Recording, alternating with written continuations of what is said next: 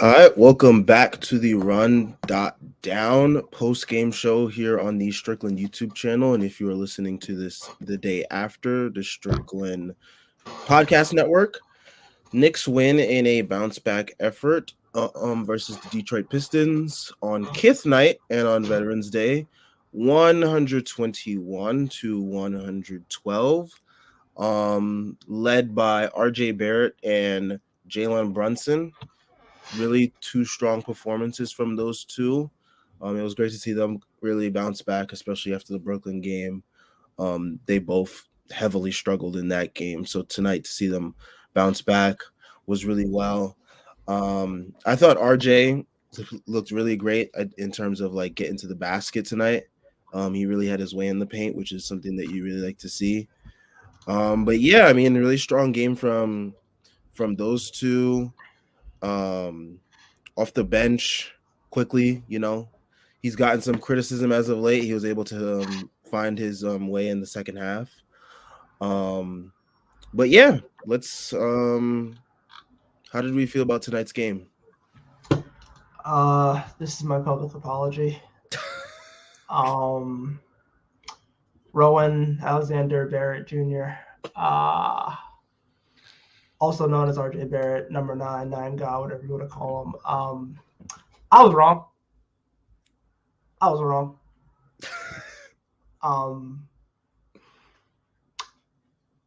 I formally apologize for any and all slanderous tweets, and as a humble man and Knicks fan, you are a good player. Only took 4 years, folks. Only took 4 years. But we're here, guys. We are here. You can clip that. Do whatever you want with it. I can admit that now. RJ Barrett, I can say it again. RJ Barrett is a good player who has a relatively good star ceiling, especially if he's going to finish the way he's been finishing this year. 35-5, 10 for 17 from the field. A lot of great stuff in terms, like I mentioned before, finishing at the basket, tough finishes and one finishes, he displayed the whole package today. Pause. But yeah. yo. Oh my gosh. All right, bro. All right. But yeah, I mean, what else to say about RJ Barrett? He's been consistently putting up these efforts, minus the Brooklyn game and like probably like the first couple games of the season. But other than that, he's been pretty consistent in dropping 20 points per game. He's been up in it lately, and tonight was one of those nights where he really got a chance to I liked his aggressiveness early on. I will say that. Like, he made it a point to really get to the basket, and then he started hitting his threes, which is what you want to see. You want to see the inside out, not the outside in. Because I feel like a lot of his performances where he struggles, he tries to get it going from outside before he has it going, getting to the basket. And I feel like it works better if it's inversed, where he's going to the paint. That way, he can start hitting those threes, and then, it's just game over from there. But yeah. Yeah, tonight he shot 6 of 8 within the restricted area and then 1 of 1 in the mid range. So, very great night for him in terms of shooting the basketball inside the arc. And the threes, he was able to hit threes as well. He was able to do his job with the threes. He just did everything right tonight. His defense was consistent. I felt like, again, his finishing was really strong. And I think he's still hovering around like mid-60s in terms of finishing, which is the number you ideally want him at. Also got to the line 8 times this game. So, again, getting that free throw rate up, being able to get to the line, play that bully ball. He just did everything right tonight. Made all the right moves. Can't really complain. And there was this one take in the fourth quarter where he really used his body to get an and one on Isaiah Stewart, and I really thought like that's progress right there, because like he would like there are times where he would drive into the basket and that contact really bothers him, or he just wouldn't take as strong of a take. So for him to have these type of takes in his repertoire, and hopefully he can continue to consistently do that, I think it'll bode well for his future as well as the future of the team. Yes, I Um, think the RJ that plays like this is the RJ that plays like this on a consistent basis, especially if Brunson, who we probably get into now, is playing like that as well. Like that's a very good 1-2 punch that can really lead this team for like the next decade ish. So I guess we can talk about Brunson now since that was a good segue. yes. So Brunson, I thought tonight he really had it going, but like I thought, like as soon as the lead started to dissipate, I saw like he was like, all right, now it's time to like take control. He started realizing he had mismatches, which was something that RJ did well as well tonight, really well. Realizing that when you have a mismatch, take advantage of it. And Jalen Brunson, he had like Killian Hayes on him a couple of times, just backed him down into post, and hit some really nice fadeaway shots over him. Had this and one as well, which was really clutch.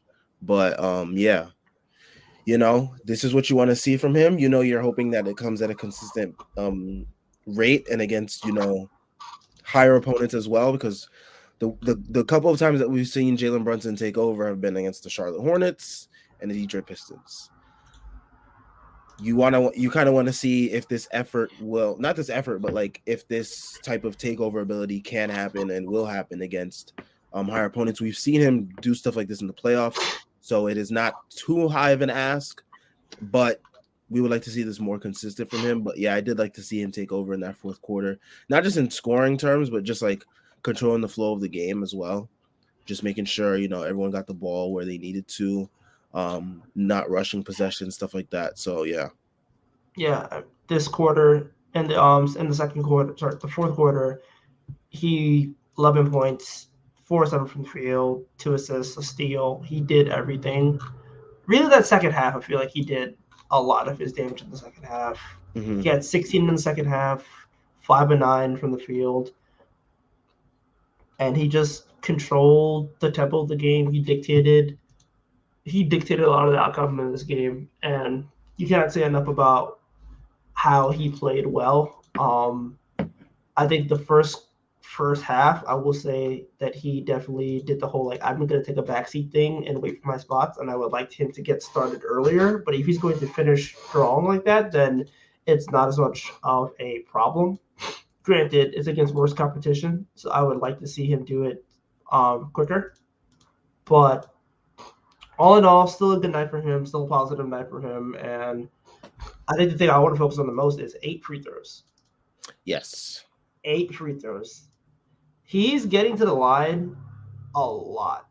Just like off his last couple of games alone, he had 8 free throws tonight, 5 free throws against Brooklyn, 9 free throws against Philly last week Friday. So like he's getting to the line a lot. He's making his points count, and that's what you want to see. I feel like the team so far, the offense has been pretty solid, and I feel like a large part of that has been the fact that there's an emphasis on getting to the paint, and there's an emphasis on finishing in the paint, which is why the top 3 scorers on this team, 2 of which who have never really been good paint finishers on the Knicks, are shooting well above 50% from the 2-point line, or inside the arc rather. So I like the emphasis of getting to the paint. I like the emphasis of putting pressure on the paint and getting to the line as well.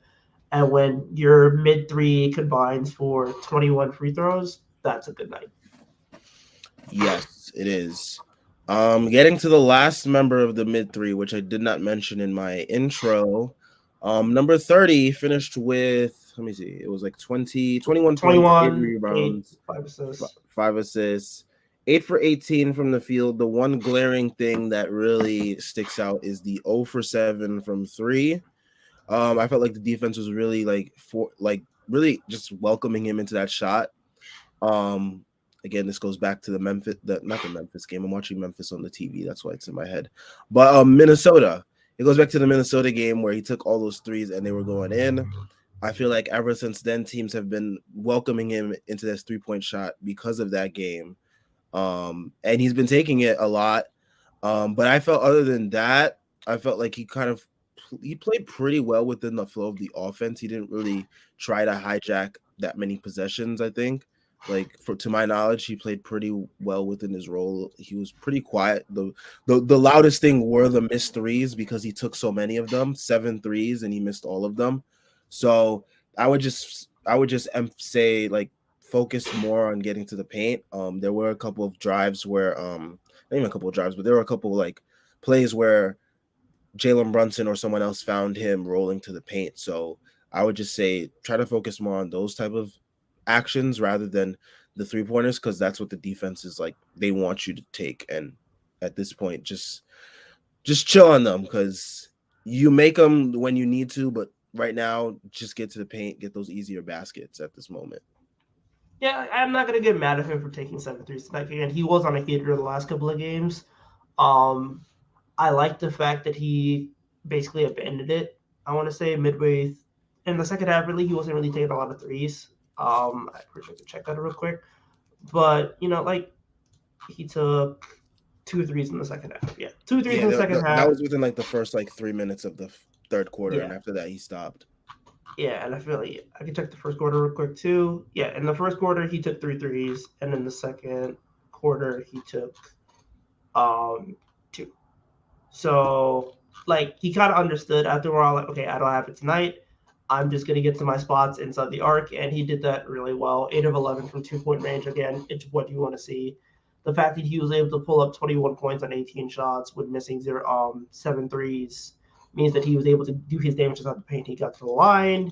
He hit his shot inside the arc. Again, another strong game from the mid three in terms of inside the arc efficiency. He finished 7 of 7 at the rim. That is a good night for Julius. When you're finishing 7 of 7 at the rim, that's a good night. So can't complain about that. I feel like he was able to play within himself within the offense, and he was still able to do the things that he does. So I'm not too upset. I'm not too upset about his performance, even though the 7 threes missed is a little rough. But ultimately, he was able to do what he needed to do for the offense, and I expect him to rebound with threes. I don't expect him to go 0 for 7 again. Oh yeah, I mean, I was okay with his performance. I didn't have that many angry tweets about him. I think the only angry tweet that I had um, was he took a contested mid post ISO in the fourth quarter when the lead was going down, which I really didn't think was the best shot at that moment because I think it was helping fuel because right after he missed it, Hartenstein tried to go over the back on Burks, and then that led to more free throws, cutting the lead down even more. So I just thought it was just like I thought it was gonna start a snowball of like bad like trips for the Knicks, and the Pistons end up cutting the lead down even further because we've seen this story so many times with the Knicks. It's like you're just hoping that the inevitable doesn't happen there. But I did like I would say I did like the extra pass he had at the end of the first half. He had an open three. He didn't take it, thankfully, and he passed it to RJ, who had a better shot and who had it going from three tonight. Yeah, And he got him that basket, and I thought that helped RJ keep rolling. So commendable move number 30. you could say his name, bro. No, If I could apologize to RJ Barrett, you can say the man's name. it's not the same level. Not the For, same level. dude, you are a hater first. Not the same level. Um, but yeah, going back to the game, I'd even mention Hartenstein was in the starting lineup. Dibs did another change. It seems like the starting lineup's going to be fluid now, I guess, with certain players. I guess we know the mainstays and who's fluid to move around at this point. Hartenstein started. Sims kind of struggled. I feel like he's not really ready to be the starter yet. I don't think. He's Yeah, like you can play him in like spot minutes here and there, like he did tonight. But like having him start games, I don't think that really is the best thing right now. I think Hartenstein fits better. He's more seasoned as a player. So yeah, I didn't have a problem with that move right there. Grimes got some run today. yeah, Had a and he played nice well. Yeah, he had a nice drive. I thought he played some pretty decent defense, and he hit a three. So he definitely looks healthier now. He looks healthier. Maybe the foot just needed an extra couple days of rest. But yeah, he definitely looks healthier now. You're hoping that, he eventually takes all of Evan Fournier's 11 minutes that he played tonight, because Evan Fournier just didn't need to play tonight. Like, holy shit. I was just like, wow. Like when and the man, I guess we'll get into this as comments roll in, because they'll probably reference this. But there was a stretch in the game where two players on the court did not need to be on the court at the same time. But before we get into comments and before we do everyone's favorite part, again, around the 7-minute mark of the second quarter, there was a new lineup presented to us on the court. It was Obi and Randall, but it was surrounded by Grimes, RJ, and Brunson. I thought they looked okay. It was an okay look, but it's gonna take some time for that unit to like get some cohesion, as most of the units on the Knicks need some time to get cohesion. But I thought it was just really interesting to see Thibodeau actually try something that fans probably have been wanting for like as long as we've been That asking for this stuff. that feels like a closing lineup that they're probably going to go to late in the season, I hope so. because I think Grimes will probably be starting. Like, I want to say Grimes will be starting by like December. I Because hope like, so. I think he's starting by December, and I think Cam is probably going to be backing him up or backing up RJ, because RJ's been playing like a lot of minutes because we don't have a backup wing. Um, but yeah, I think that's a lineup that they're probably going to go to a lot. And this is the first time they get to see it, because Grimes is the first time being healthy. But yeah, Grimes played well. I did like that drive that he took. Um, I was a big fan of that drive, because I'm like, if he can do that consistently, especially in this lineup where he's going to need to do a lot of attacking closeouts, that makes it that's a lot of promise for somebody in that lineup. Like, especially when you have Mitch coming back, hopefully. So like being able to just like kick out to Mitch, or like dump it off to Mitch, or even kick out to like a shooter in the corner, being able to do that as like your fourth option essentially on offense, that's really powerful. That's very potent. But yeah, and the fact that Quentin Grimes is the only situational person in Tom Thibodeau's lifetime who actually got minutes kind of shows you that, yeah, but they want to play him. Like, clearly he isn't situational for the sake of being situational. He's situational because he needs to get his minutes and he needs to get his run back. So yeah, I could definitely see him getting a little like going from like 8 minutes to maybe like 12 to 15, and then like maybe starting or like getting solid rotation minutes, and just at every 4 days just like not playing, or Derrick Rose just not playing. Yeah. I'd be an advocate for both of them not playing. But yeah, I thought that lineup really presented something, because it provided like the essential spacing that you kind of want in the modern NBA, especially the way Obi's been playing lately. It just like opens up the floor so much for like whenever someone's open, they can just want to get drive into the paint off of a closeout. The paint is wide open because there's so many players available on the perimeter. You have Obi, you have Randall, who I don't want taking threes, but he can attack closeouts easier in that lineup because the paint is wide open. You have pick and roll opportunities, pick and pop opportunities. You just have so many things that you can try with that lineup. And like you can mix and match players out of that lineup. You could put Cam, you could put IQ, you can swap out so many different players in that type of lineup. But the main thing that you want to have with an Obi Randall lineup is perimeter defenders that will be able to stop that dribble penetration, so that way that rim protection isn't an issue. But yeah, before we get into comments, everyone's favorite part of these streams, and if you're listening to the audio version, I bet you just like skip right over this part. Shout out to you. But yeah, the NBA fans, the wait is over. Basketball is back, so tip off the season with DraftKings Sportsbook, an official sports betting partner of the NBA. New customers can make any $5 NBA moneyline bet and get $200 in free bets if your team wins. Check this out. In addition to the usual bets, everyone can boost their winnings up to 100% with DraftKings stepped up same game parlays. Go to the DraftKings Sportsbook app, opt in, and place a stepped up same game parlay today. With payouts bigger than ever, DraftKings Sportsbook is where I go to bet on the NBA. Man, I am so sorry. I hope no one took my bet that I gave out last time because that was horrible. I said take Luka's overs. Luka struggled and the Mavericks lost. Holy cow. Oh man.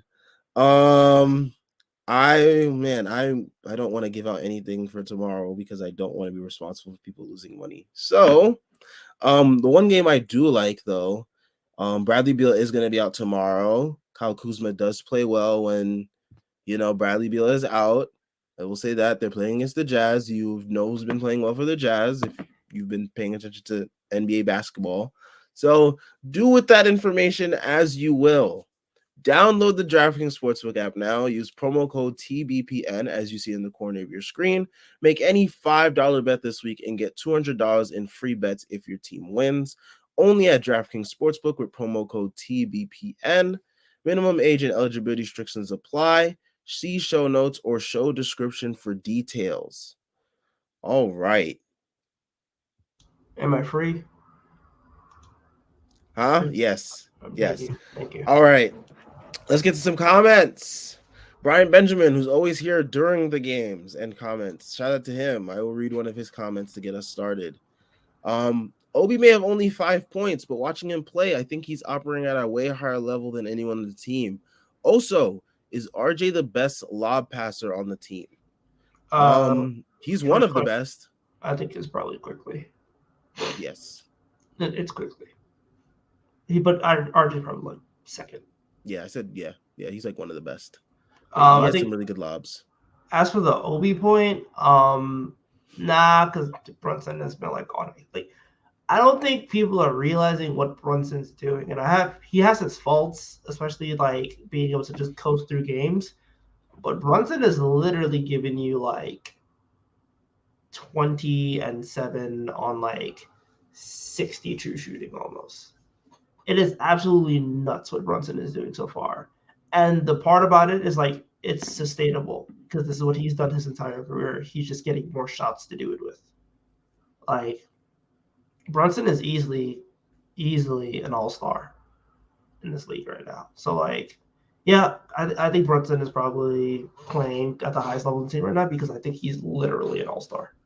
And I don't Obi's not too far behind though. I would say. I absolutely think Obi's been like really good in this in the early going so far, but like I just kind of feel like that's discrediting like how good Brunson has been so far. Definitely. But yeah. And to your other point, RJ, I would say RJ is one of the best lob passers. I would say Emmanuel is probably better at it than him because I think Obi IQ's just had more experience playing with someone like Obi. So he's been able to just work on that consistently over the years. All right, let's go. Ace Bouchard says, "Where is Tyrese's Randall Jersey?" It's in the closet. All right, there's the answer to that. ZMP323 says RJ and Brunson seemed to have developed some nice chemistry. There was this one play I really liked that everyone probably loves, but I do want to highlight it. It's where Jalen Brunson drove to the paint, I think. And then he kicked it out to RJ, who's in the corner. RJ drove towards the paint, kicked it back over his head to JB. JB hit the three. But yeah, that's just some great synergy. You know, as the year goes on, you're just hoping that this develops even further, which most likely it will, because those two are two players with some really high feel. I think when it comes to getting in, when they get in rhythm, but especially Jalen Brunson. So yeah, I think they'll definitely be able to gain some more of that chemistry, and we'll see more plays like that happen more naturally. Yep, I agree. I have liked I think they struggled with chemistry early in the season, but I feel like the mid three as a whole has been like really synergistic lately. I think there was that one play where like RJ and Julius are running the break after like a turnover, and like RJ able to pass it to Julius. And we saw like in the Minnesota game where like Julius like is like heads up and was able to like find use RJ passing to like get camera shots. So I feel like all of them are like finding opportunities to get each other involved, which is really nice. So I like the fact that they've been like committed to making this work as much as possible. So far so good. The returns on the mid three have been as advertised. Like they're good, but they're mid. Yeah, as long as we don't get as many games against the Nets as we did, then we'll see how things go. Menno says that apology was character progression right there.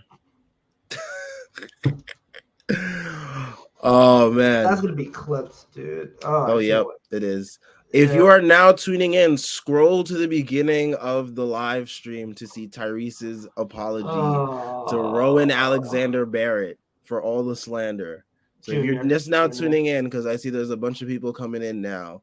So if you're just now tuning in, just scroll to the beginning of the live stream. God. Menno F also says that IQ3 off the RJ drive at the end was big, man. Hopefully it helps. Hopefully it gets him going. Okay, man, I cannot speak anymore. Man, like, bro, I want IQ to be good so bad. I just want him to do good before like January, dude. That's all I want. He plays so well with everybody, and like his offense just dies for like 2 months at a time. It's so frustrating. But then when his offense is clicking, he's on fire and you can't stop him. Like, yeah, like I don't think people understand how good post All-Star break Emmanuel Quickley was. Like he was literally 45, 40, 85. Like, and he was putting up like 15 points and 10 shots a game and getting to the line like 5 times a game. Like, he was really, really good. Like that game against Miami where he basically took over and had 20 points in the fourth quarter. Like, that is what Emmanuel Quickley can do. Like, Emmanuel Quickley is a prime talent in this league. Maybe won't be an all-star, but like the dude can play, and the dude can play really, really well. So like I want to get him going. I want to see Obi get going as well. Usually it's the inverse where like Obi struggles to start the season and Quickley is like having some good games, closing out games, but like it's kind of flipped where Obi's been able to shoot a lot more. And like, speaking of shooting from Obi, like that one play where like he basically just like runs a flare screen and like shoots in the corner because his man was falling asleep, and I'm like, what? It's like, and it went in for like Steve Novak, and it's like Obi Toppin. Dude, like movement three, relocation threes from Obi Toppin is nuts. And it went in. I know. It's crazy. And it was a corner three. You know he'd be shooting like air balls from there. So that's huge development. Like Obi Toppin corner three, look like the dude who like competes for like the car doing the half court shot every time. Like it just goes. So like the fact that he's been able to improve on that in the early going in the season is really encouraging. Side note: RJ Barrett is up to 20 points per game in the season. So nice. Yeah. He's basically at last season's averages with a better efficiency, and he hasn't even shot the 3 ball yet. So like once his 3 ball picks back up, yeah, solid. Yeah, everybody's just solid on this team. It's really nice. I wish there was a better coach, but we don't have to talk about him today. No, I will talk about him for another comment though. But when we get there, we'll get there. But yeah, IQ, yes. A lot of people, I've seen a lot of criticism about him on the timeline. I have addressed some of that criticism on the timeline. IQ, the scoring is down. Yes, the scoring is not what we expect it to be going into year 3, especially after how he ended last year. I know it's very frustrating for fans to see him struggle with his shot, especially when, that's what's advertised as the biggest thing with Emmanuel Quickley. But I feel like that also diminishes so much of what he does well. He is one of the team's better rebounders. He's one of the team's better defenders. He's one of the team's better distributors. There's a reason why he finished tonight's game. He was part of the closing lineup, which was JB, IQ, RJ, number 30, and Hartenstein. I feel like, what? Why are you shaking your head? You can say the man's name. I'm not. I don't understand what is so hard about that. Your heart, bro. But yeah, I will say this. There's a reason why he ended tonight's game. Like he wasn't like dropping like 25 tonight or even 15, which would be a great Emmanuel Quickly game. But the fact that he's able to do all these other things well, and like the fan base just is so like blind to it, is so annoying. Like, yes, the scoring and the shooting percentages is very frustrating, but like you're ignoring all the other things he does well, which is so annoying. And like there's other parts of basketball that contribute to winning, and he does those very well as well. So there's my spiel on Emmanuel Quickly. Emmanuel Quickly is a good basketball player and is a winning basketball player, and that should be embraced instead of being discredited because he doesn't do the things well enough, yada yada, blah blah blah. Like he's a good player. Embrace that. Yes. So fan scoring isn't everything. Yes, it is probably the most fun part about Emmanuel Quickly's game, especially when he has it going, but appreciate the other parts of his game too. They're very much important. Jordan Bubb says D Rose and Fournier minutes need to go as soon as Grimes is able to play more minutes. Here we are. Here's the comment that I was waiting for to address Mr. Thomas Thibs.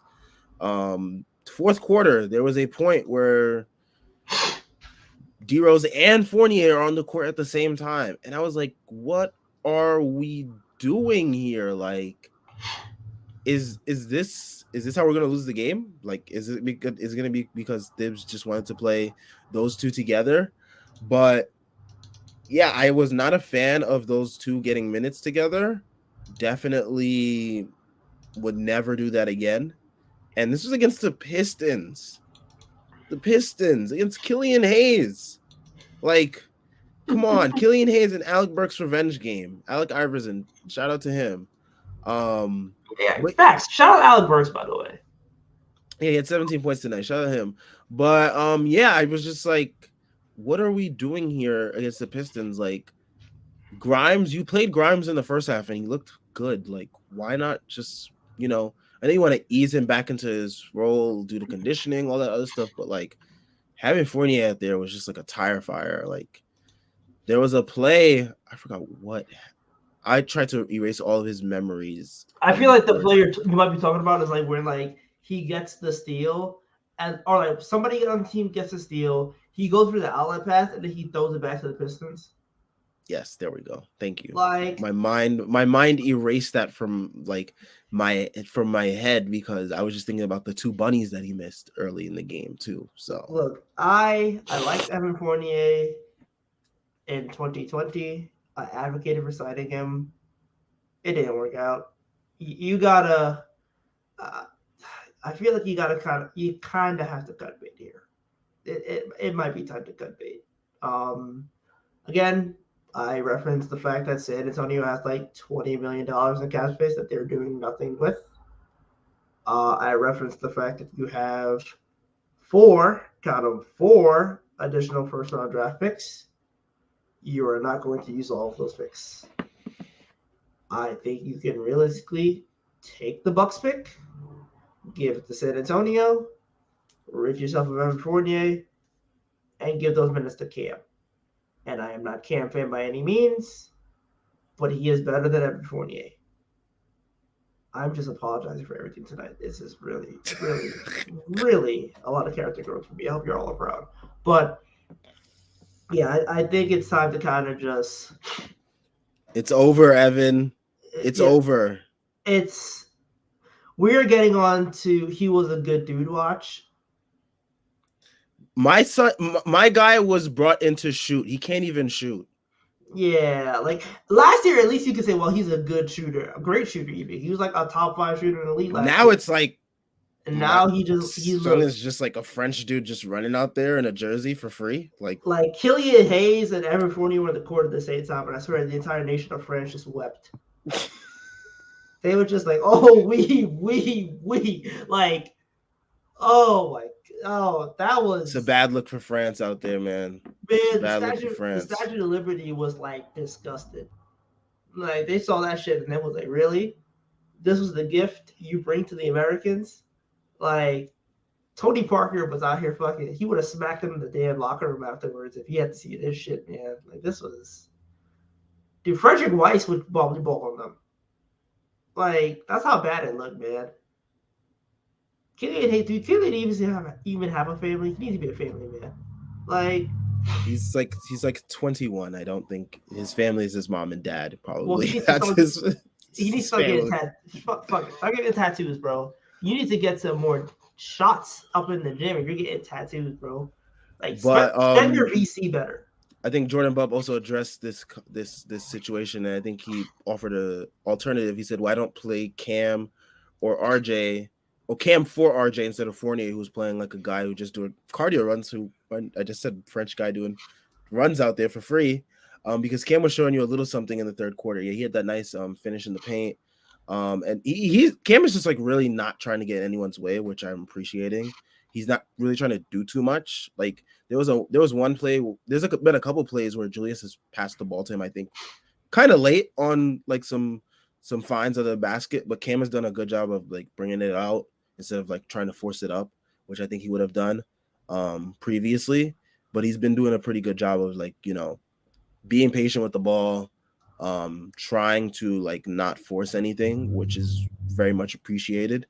But yeah, I mean, Cam is at least providing like something on the defensive end if he's not doing anything offensively spectacular, in terms of like hitting threes, which not a lot of Knicks could hit threes tonight. So not really Yeah. gonna hold that to him in that regard, but he was playing some defense. So anything is better than what Fournier is doing out there. I will say that.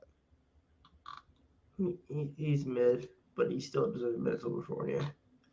Yeah. Taz says, I have no faith in the Obi Randall lineup with Randall in drop.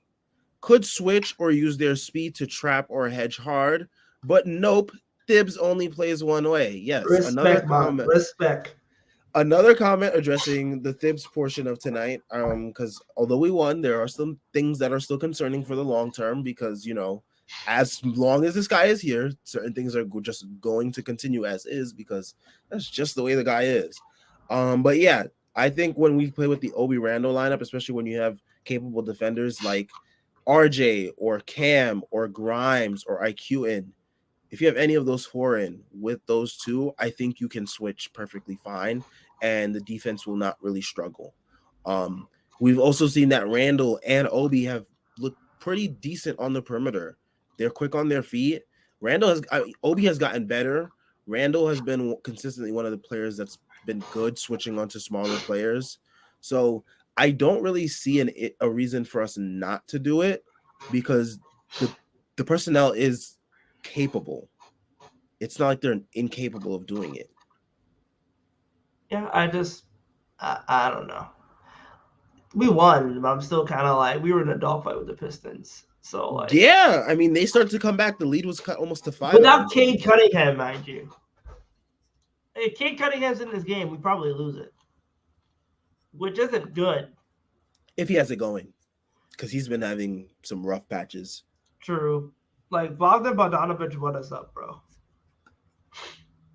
Like how I see is Stewart getting his game off. Livers, Yeah, livers, Livers came through late. livers started lining us up late in that game.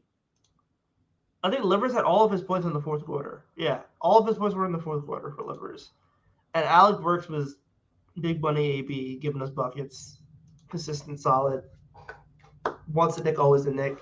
If we had One of the lost on the backs of an Alec Burks revenge game, oh my man, gosh! look, In his first game of the season, that would have been hilarious. shit, Thibs would have to get fired immediately after the game. man, shit. You are the reason. Because Thibs would be Thibs is like partially the reason why we traded AB because he utilized him the wrong way and was just like, you know what, we don't need him. Give me Alec Burks back. I don't know, man. I need that in the Garden once again, dude. I'll take him back. Get whatever they want. Like what Burks just yeah, I know. I agree. Burks should still be here, not the French scrub, basically. Yeah. Yeah. Man, imagine like just trade Derrick Rose or Alec Burks, bro. Send the Euros back to Detroit. I know he get a place down there. Yeah. You get to mentor Cade Cunningham. Wear his dashiki hat or whatever the hell he wearing on his head. His little I don't know. But like, yeah, his little fez. It's a fez. There we go. Yeah, give me big money, AB. ZMP323 says RJ is up to 54% true shooting now. Yep. I think Julius is at 57. I think Brunson is at. Brunson might be at 60. I Yeah, I was could about go. to say, isn't Brunson at like 60 or close to 60 at He was least? he was close to 60, and then the next game happened, and now he's back to 58. Okay, he's back to 58. So yeah, he's basically added like what he was last year in terms of like efficiency, which is nuts to think about. With And more usage, right? his usage hasn't actually been that much higher. Like his Okay. usage, That's interesting. so like his usage in Dallas was 21.5, and his usage in New York is 22.7.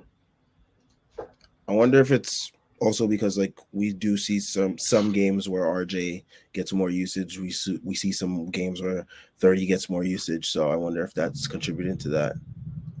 I'm telling you, man. By the end of the season, you're at least gonna say his name in full once. No. Once. No. Once. So But what yeah, else? What other comments we have but like here? 54 true shooting without hitting his threes. That's good. That's very good. So Very encouraging because once once the he three start hitting, Jalen Brunson too. Jalen Brunson's only shooting 30.6% from three, and he's getting to the line 4.5 times a game, which is really nice. Like man, I really can't speak enough about JB because he's just so solid. And like he doesn't take shots either, which is the thing. Like he's only taking 15 shots a game. Imagine if JB took like 17, 18 shots. And like he took more than 4 threes a game. If he took like 6 or 7 threes a game and like 18 shots a game, man, like he'd be ridiculous.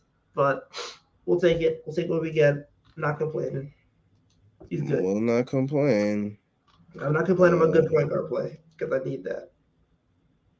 Yep, because we have been lacking it for too many years. It's been rough out here. It's been a struggle. Jordan Bub, Obi is showing us more out of his bag each game, from pull-up midi to off-ball cut to corner for wide open three. And if Obi has decent pull-up game and become a good movement shooter, how will you stop him? I mean, yeah, he's showing. I like that he's showing us a little more each and every time. That pull-up midi really caught me by surprise because that came out of nowhere too. I was like, whoa. But yeah, it's just very encouraging to see him, the thing that's most important about these attempts and at least him making it now is confidence, because I feel like that's something that he didn't have the first half of last season, and most of his rookie year. He just didn't have any confidence. But yeah, he's showing the confidence now that he's willing to take these shots and he's making them. So it's very encouraging. I mean, he's doing it all in limited time too. And what's also encouraging about him making it is that it's forcing Thibs to play the Obi Randle lineup more and experiment with more variations of that lineup. So that's the best thing about him hitting his shots right now. Yep, him being able to shoot and be a credible floor spacer opens up the ceiling for this team immensely, because then you could do 3 big lineups. You can run small ball lineups. You can run like micro ball lineups if you wanted to. If you wanted to do something like IQ, Grimes, RJ, Obi, Randall, like you can run things with him at the 4 and the 5, even successes with him in the 3. It just makes him a better player to use from this team. And I think Thibs even used Obi at the 3 in the Nets game, I believe. But we didn't even talk about it because there was just so much other bullshit to get to. But yeah, he tried Obi at the 3 in that game, and like people mentioned it in the comments, and I like scrolled past because like I'm not bringing up anything like positive right now. Like fuck that. Yeah. Like, but yeah, he did try that, which was also, I think he tried it in that game and he tried it in another game. So Obi at the 3 has been something that Dibs has been willing to try. He's been willing to experiment more this year, but he still has his things that he still needs to clean up, which is a lot of other stuff. But it is encouraging to see him test out these lineups that we have been literally screaming at the top of our lungs for on Twitter. Let's see. All right, hold up. I'm about to sneeze. Holy shit. Never mind. It's gone. Menno F says, y'all think we beat OKC next game? They just smacked Toronto without Pascal. Don't ask me about that game. I will say this: OKC, they have been a pretty. I'd say they've been a pretty decent, pretty okay, good team this year. They've been okay. See, yeah, they've been okay. See, yes, that was a banger. That's a banger. That's a banger. No, chat. Tell me that's not a banger. That's a banger. Come on, hype me up. Thank you. Anyway, yeah. Van Vliet sucks. So like, I don't. And OG. But no, I mean, Shea has been like ridiculous to start this year. I gotta check the box score to see how much he had tonight. 20. He had 24 and 3. Okay. What happened was Eugene Omarui lit them up for 22 points on 8 of 10 shooting and 5 of 6 from 3. Isn't that the dude that was from Oregon? I think he's from Oregon. I have no idea where he's from, bro. He went to Oregon. He went to Oregon. I remember watching him in a March Madness game. Yeah, but he went to Oregon. He lit them up. I didn't know he was a 3-point shooter. What the hell? He played like a small big man in Oregon. Shooter. He's not. He's not. Yeah, because I remember in Oregon he used to. So we got to look out for dudes like him against us. Like in the games that he played, he hit 1 of 3, and then this game he just straight up went off. Wow. Okay. That's the BS that would happen against his number is 97. He has the creative player number, bro. Like, oh my gosh. dog. This team isn't real. This team is not real. It wasn't even a Shea game. If it was a Shea game, I'd be like, all right, I get it. Yeah, it was like a pretty all around game for them, but I mean, they also shot 42% from 3. So like, yeah, the game is fake. Well, against us, that type of stuff can happen. It has happened before. 42% shooting night is not crazy. I mean, today we played the Pistons, so it wasn't a crazy 3-point shooting night. But against OKC, if they really like dig into that driving kick stuff that has been working against us, and they have more capable shooters, I believe. Not really that scared of Actually, I'm not even sure who their shooters are, honestly. They don't got no shooters. But like, see, that's the thing. That's the type of they're the type of team that would still like go off against us. If Lou Dort lights us up, man, I don't know what to Lou Dort is shooting. Careful what you wish. Careful what you wish. 24% for 3. If Lou Dort lights us up, then this team deserves every bit of slander they get on Sunday. Like, if I gotta watch an 11 a.m. game, because I'm an hour behind, mind you, I have to watch an 11 a.m. game, hammer it out of my mind, off a hangover, and Lou Dort's lining us up, then I'm literally going to be eclectic. Like, I'm going to be so I mean, we had Edmund Sumner just like light us up the other day. Nothing is impossible. Man. Nothing is impossible versus the Knicks, bro. Damn, you're right, dude. I'm just saying.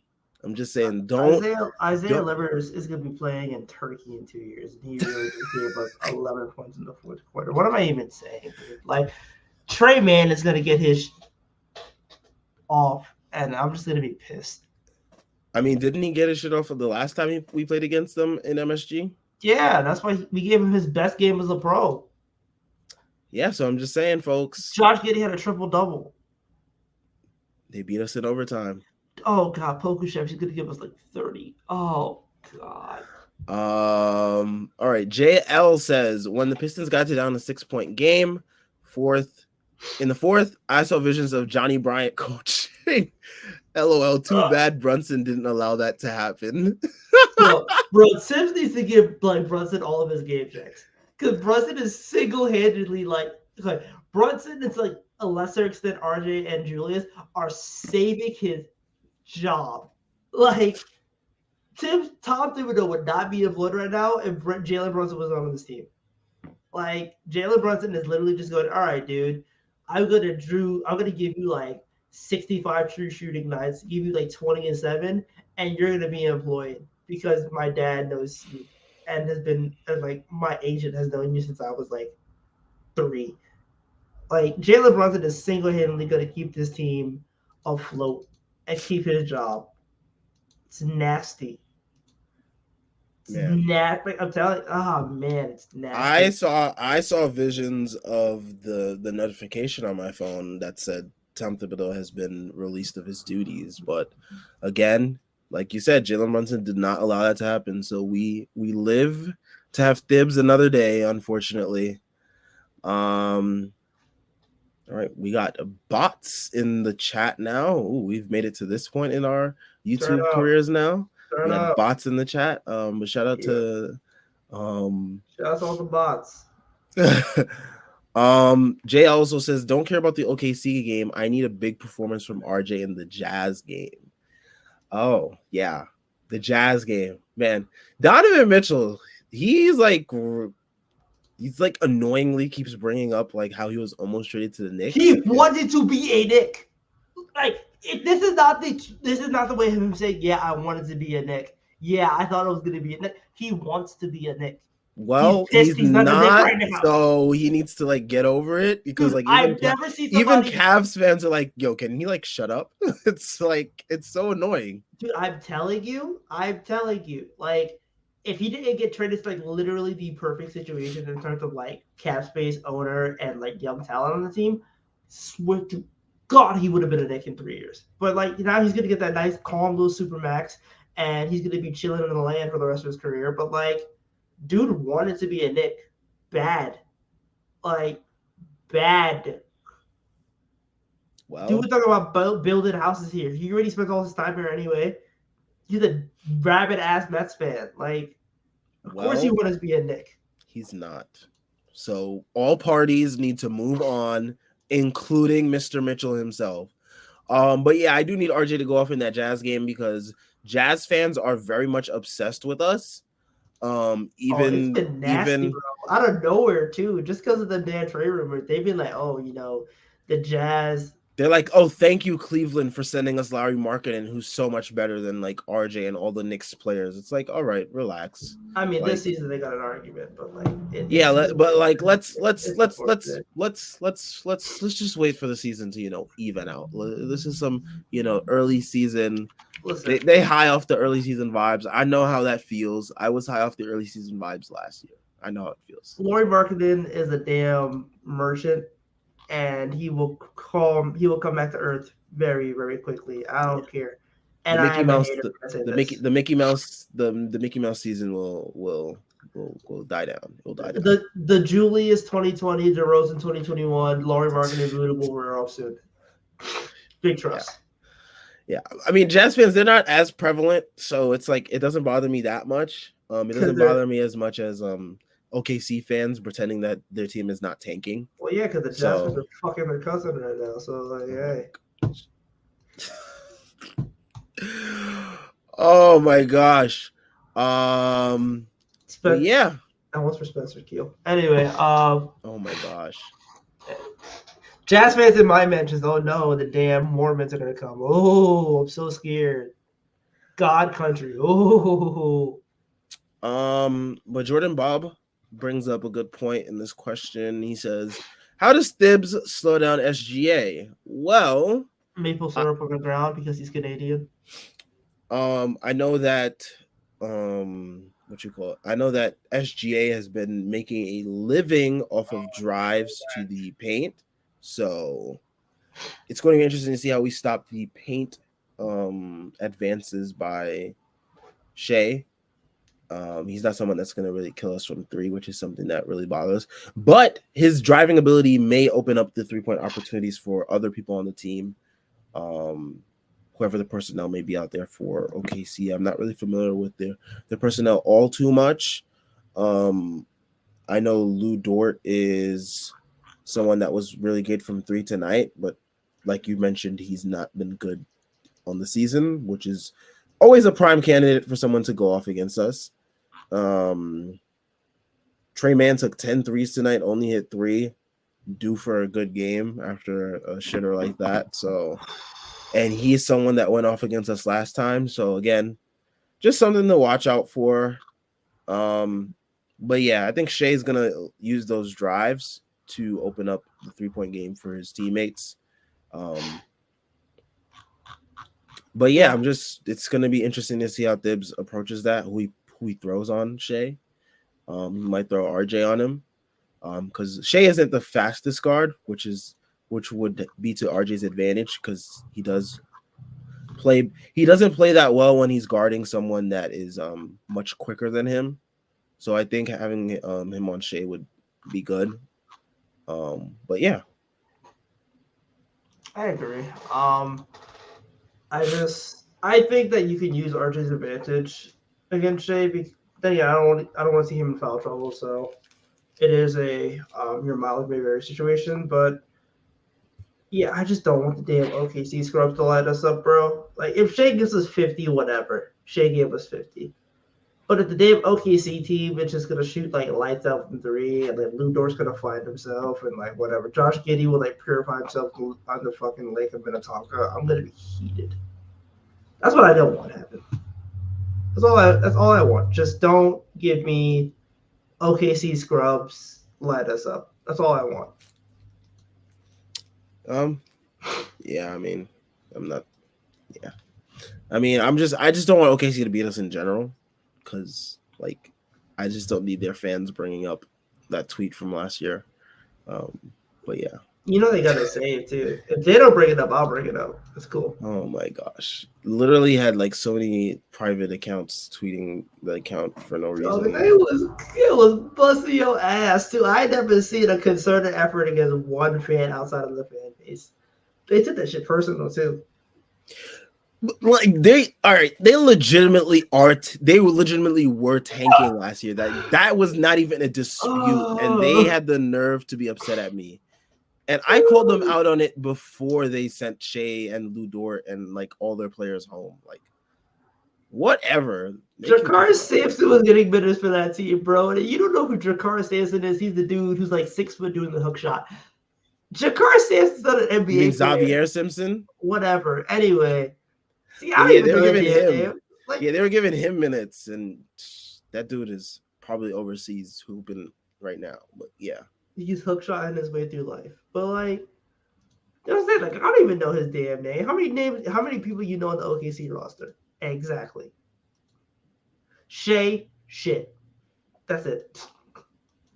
Oh, Giddey, Lou Dort, And Trey Mann, if Trey you're like Mann. really into the NBA like that.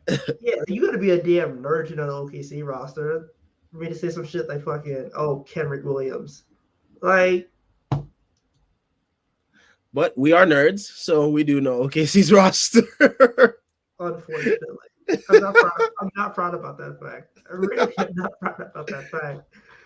I can be like, oh yeah, they got Mike Muscala. He hot. Like, Oh man, imagine Mike Muscala killing us from three. Oh man, son. that would be rough. Okay, the worst person that could kill some three would be Poku. By far, it would be Poku, because Poku is ass. And as somebody who like vouched for Poku during that pandemic, because the pandemic fried all of our brains, like, son, if Poku Shefsy wets us up and gives us buckets, I'm not doing a post game anymore. I'm dropping. I will literally drop from post game, because at that point, that I can't show my face anymore. Oh my gosh, I think we'll be good on Poku. I think he'll have an okay game. I don't think he'll kill us. I pray. But yeah, I think that's all we got for today. You know, Knicks win. It's always a good night when the Knicks win. Does not take away from all the previous things that we discussed on the Nets post game, which are still issues that can always rear its ugly head. But yeah, it was nice to see a Knicks win. It was nice to see RJ drop 30. You know, you're just hoping that we continue this consistent effort that we showcase against bad teams. It's funny. We play like, I think we are like, I want to say 6-0 versus no, we're 6-1 versus below 500 teams. The Nets. We are like 0-5 versus teams above 500. It would be nice to, beat some good teams soon, hopefully. Like, I just don't want this to be the year that we are just like it. We are probably gonna. It's probably is gonna be the year that we are just completely mid. But it would be nice to like not be that, and get some quality wins versus some tougher opponents, and for our players to play well against those tougher opponents, because it just shows that our players are progressing and are getting better. But we will see. It was nice to get this win. Detroit did make us fight for it. Respect to them for that. We'll be back after the OKC game. Hopefully, there's more positives to talk about that game than negatives. Check out everything Stricken related in the description. We got links to the site, merch, Patreon, and Twitter. All great ways to support us. Make sure you leave a like and subscribe. We are on our way to 1K subs. It helps us out a ton if you do that. And we will catch you guys after the OKC game. Peace.